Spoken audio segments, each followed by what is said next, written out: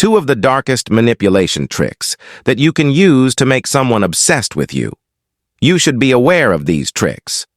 First is the roller coaster effect.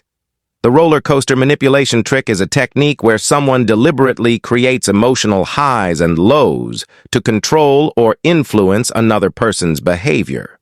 For example, ghosting them, leaving them on scene, disappearing out of nowhere followed by coming back and giving them a plausible explanation, like my phone died.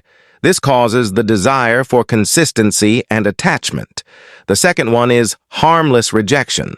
Harmless rejection refers to a tactic where someone pretends to reject or show disinterest in another person to make them seek approval or attention. It's a form of psychological game playing that can lead other person to be obsessed with you. For example, telling them you like them, but you can't be with them or do anything with them, followed by an plausible explanation. These causes obsession.